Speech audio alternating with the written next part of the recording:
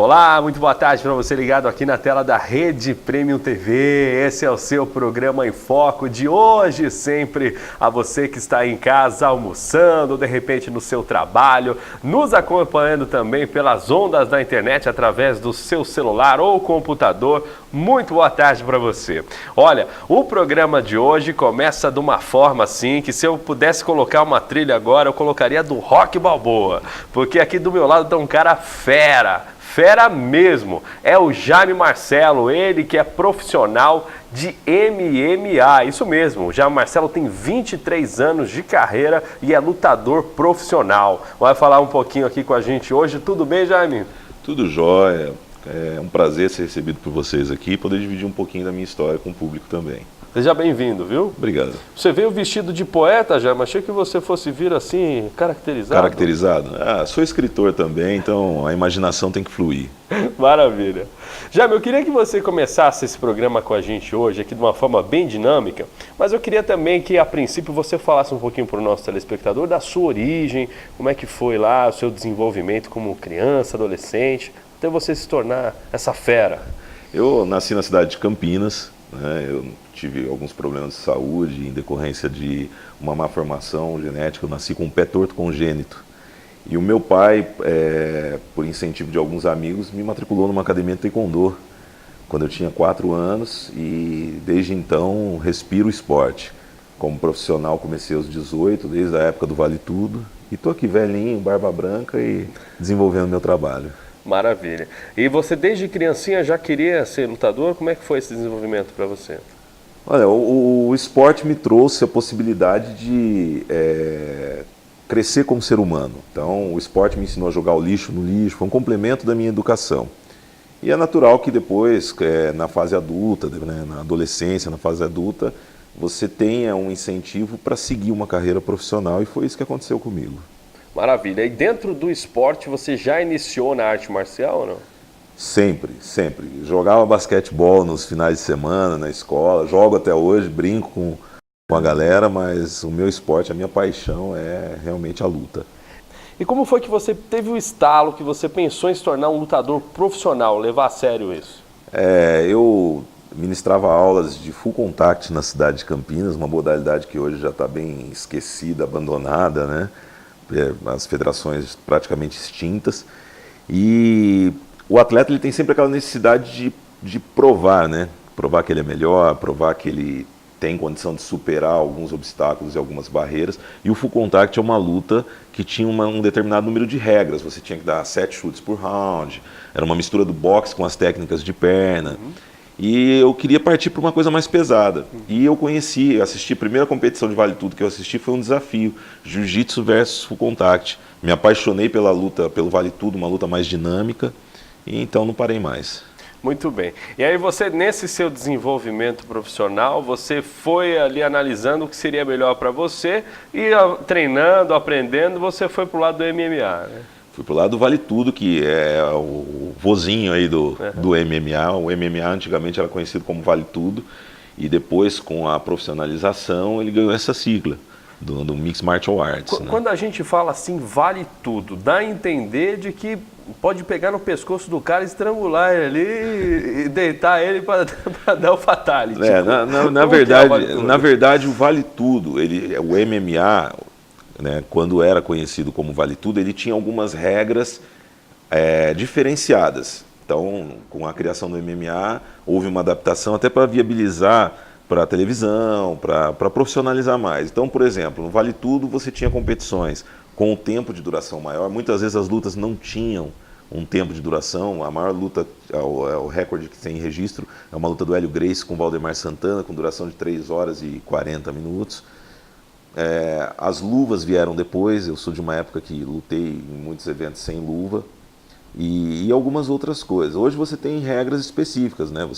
Você usa um material que permita a segurança do adversário, você tem uma arbitragem que também tem como objetivo preservar a integridade física do atleta. Então o Vale Tudo abriu espaço e o MMA aprimorou, aperfeiçoou isso, dando condições que esse esporte fosse levado, por exemplo, ao público através das transmissões televisivas. O MMA entrou o quê? Na década de 90? Na década de 90 ainda existia essa nomenclatura do Vale Tudo. E posteriormente, lá fora, você tinha uma dificuldade de transmitir para as pessoas a mensagem, o que é o Vale Tudo. O Vale Tudo é uma competição em que o atleta do karatê pode enfrentar o atleta do jiu-jitsu. E aí se criou essa sigla, Mixed Martial Arts, a mistura das artes marciais. E fica assim uma coisa bonita, né? Porque você vê vários estudos sendo utilizados ali numa mesma luta e você vê que assim não é só a questão da forma física do atleta, mas também da inteligência. Vira um jogo de xadrez ali dentro do exatamente, octógono, né? Exatamente, porque muitas pessoas pensam que o MMA simplesmente são duas pessoas brigando, né? Quem luta não briga. Então quem luta não briga, é uma coisa diferente. E eu sofri uma derrota em 2012, mas saí dali, né, disposto a fazer uma revanche, sem a preocupação de ter um inimigo. Não existe isso. E nesses seus 23 anos de carreira, Jaime, olha só, o cara tem 23 anos de carreira, hein? É uma vida dentro da arte marcial, dentro do MMA, do antigo Vale Tudo. E o Jaime vai falar um pouquinho pra gente agora de como é que foi esses triunfos, essas vitórias. Conta um pouco da sua carreira pra gente, seus títulos, suas histórias. Na verdade, o meu maior triunfo foi a minha última derrota. Porque durante todos esses anos lutando em diversas modalidades, taekwondo, full contact, vale tudo, MMA, em 2012 eu passei a ser questionado pelo número alto de lutas, né? Quer dizer, eu venho de diversas modalidades, eu tenho mais de 130 lutas, e eu passei a ser questionado por um grupo de internautas, e isso tomou uma proporção que eu me tornei o cara mais odiado do MMA no mundo. Né? Nossa!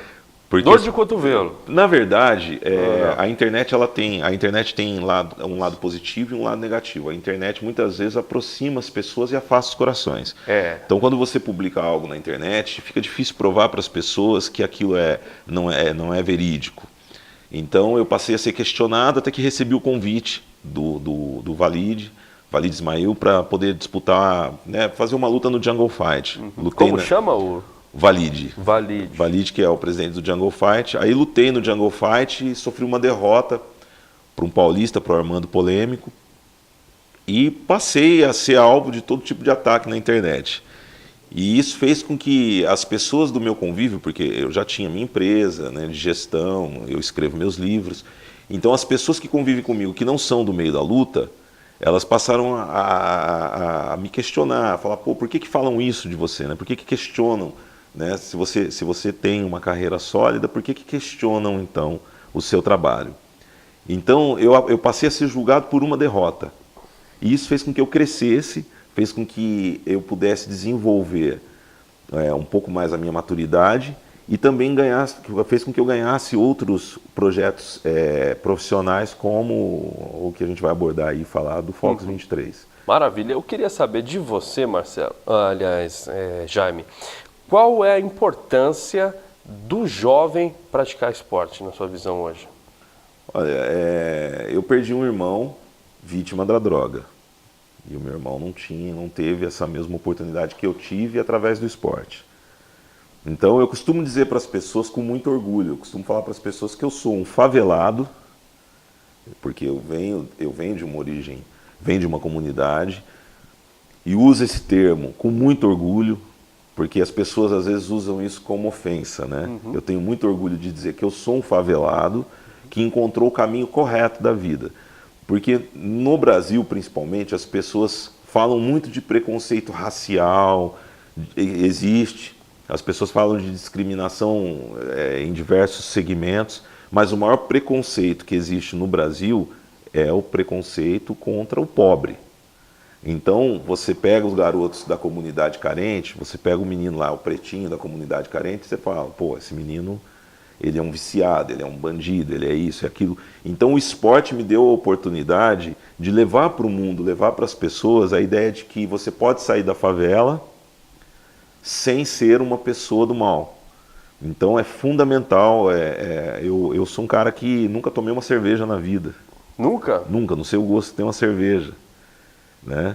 Então, o esporte me ensinou muitos valores, me ensinou a jogar o lixo no lixo, me ensinou muita coisa boa. E as pessoas que estão em casa, muitas vezes têm um filho, uma filha, um garoto, que às vezes ele tem uma energia tremenda, corre para lá, corre para cá, e você não sabe, você às vezes chama, fala, esse moleque é arteiro, coloca ele para praticar um esporte, direciona essa energia e você vai conhecer os benefícios que o esporte traz, não só para o garoto, mas para a família. Maravilha, como se você pegasse essa força e condensasse ela no lugar adequado, né? Exatamente, você não pode, não adianta você ter o maior porta-aviões do mundo, né, mas não ter, por exemplo, boas aeronaves. Sem dúvida. Então não adianta você ter em casa uma criança cheia de saúde, cheia de energia, mas não conseguir canalizar isso para algo bom, né? Eu achei muito importante o que você falou, que o maior preconceito é com relação à pobreza, né, que tem hoje. E eu completo o seu comentário dizendo o seguinte, que existem pessoas que são tão pobres, mas tão pobres que só têm dinheiro.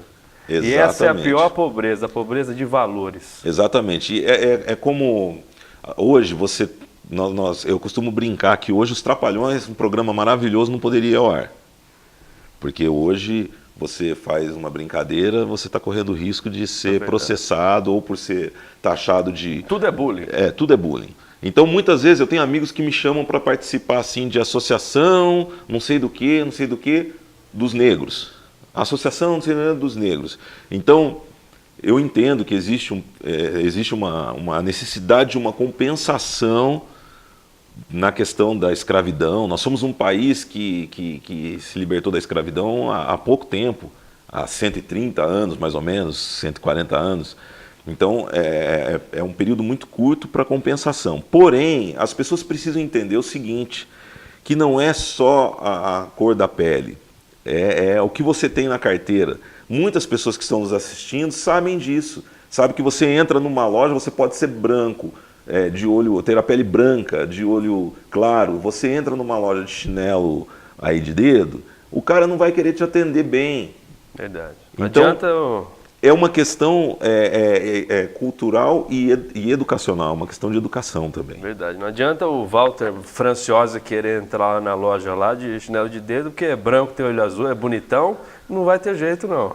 Vai não, o pessoal vai achar que tá durão. Estamos conversando com o Jaime Marcelo, ele que é profissional de artes marciais, trabalha ali na luta do MMA, que já foi o Vale Tudo, 23 anos de carreira, uma máquina, o Arnold Schwarzenegger do Brasil, está aqui do nosso lado falando com a gente. Vamos agora para um rápido intervalo comercial e já voltamos com mais esse assunto para você, não sai daí.